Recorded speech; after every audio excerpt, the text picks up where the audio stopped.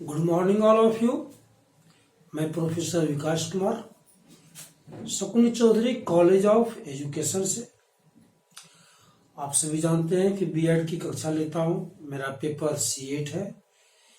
Knowledge and curriculum के अंतर्गत आज मैं बताने जा रहा हूं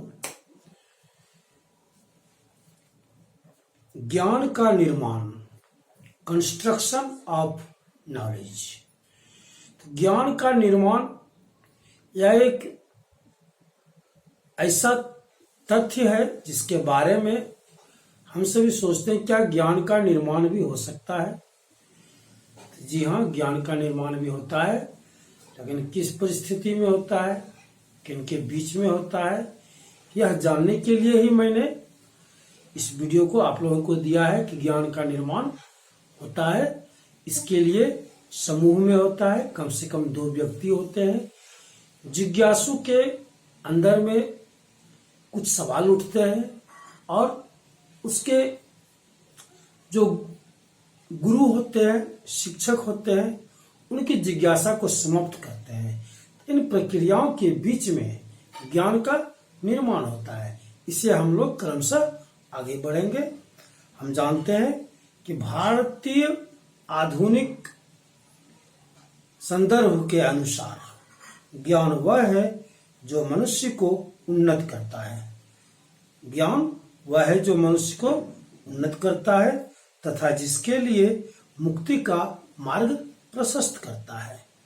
ज्ञान अज्ञानता को दूर करता है, अंधविश्वासों को मिटाता है एवं हमें अच्छे कार्यों के लिए अनुशंसित करता है। सीखना ज्ञान के निर्माण की एक प्रक्रिया है। सीखना ज्ञान के निर्माण की एक प्रक्रिया है। ज्ञान का निर्माण इस तरह होता है कि ज्ञान ग्रहण करने के लिए पूर्णतया भिन्न होता है। इसके अंतर्गत छात्र ज्ञान को अपने अनुभवों द्वारा परिवर्तित करते हुए नए चीजों को अपने अनुभवों द्वारा परिवर्तन में करते उसका उपयोग करता है।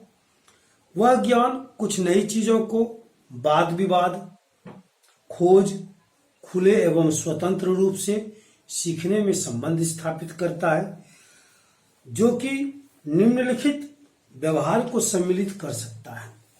ज्ञान निर्माण की परिभाषाएं, हमारे कई शिक्षाविदों ने ज्ञान के निर्माण की परिभाषाएं दी है, जो कि इस प्रकार है। पहले हम लोग इनके परिभाषा को लेते हैं। शर्मा एंड बरोलिया के अनुसार ज्ञान के निर्माण का आशय, ज्ञान के निर्माण का आशय सूचनाओं का प्रबंधन, संगठन एवं पुनर्प्राप्ति की प्रक्रिया से है, जिसमें विज्ञान, तकनीकी दर्शन एवं सामाजिक व्यवस्थाओं से संबंधित तथ्यों एवं प्रस्तुत किया जाता है। उसे सरलीकरण यानी आसान शब्दों में प्रस्तुत किया जाता है। इसके अंतर्गत शिक्षक, शिक्षालय और शिक्षार्थी तीनों की ही भूमिका होती है। हमारे दूसरे शिक्षाविद हैं एगॉग एवं कौचक ने ज्ञान के निर्माण के बारे में कहा है कि ज्ञान का निर्माण सीखने का एक दृष्टिकोण है जो बच्चे को अपने अनुभव का प्रयोग कर सक्रिय रूप से समझ के निर्माण से है, न कि पहले से संगठित ज्ञान की समझ से है। इनके अतिरिक्त वेबस्टर महोदय ने कहा है कि ज्ञान वह है जो ज्ञात है और अज्ञात होने के बाद संचित रहता है, या वह जानकारी है जो वास्तविक अनुभव द्वारा प्राप्त किया जा सकता है। उपर्युक्त परिभाषाओं के अनुसार यह तो स्पष्ट होता है कि ज्ञान के निर्माण सूचनाओं और प्रबंधन, संगठन के द्वारा प्राप्त किया जा सकता है, न कि यह अकेले प्राप्त किया जा सकता है। यह अनुभव पर आधारित ज्ञान होता है, जिससे हम एक दूसरे के साथ सहयोग कर इसे प्राप्त करते हैं।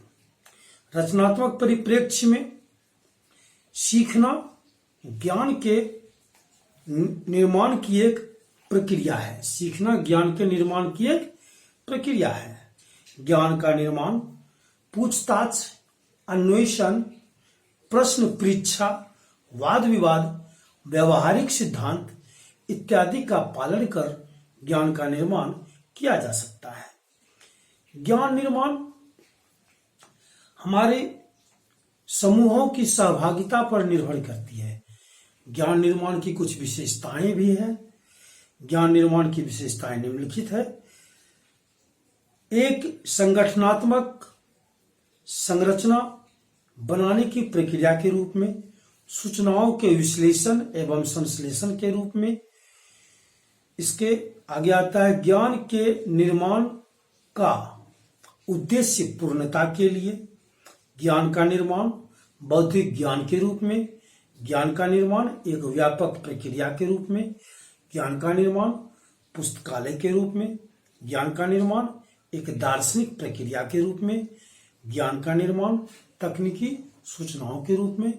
इस प्रकार हम देखते हैं कि ज्ञान का निर्माण विभिन्न प्रक्रिया से किया जाता है और इसमें विशेष ध्यान देने की बात यह है कि जब हम ज्ञान का निर्माण करते हैं तो इसमें अकेले कुछ नहीं हो सकता है।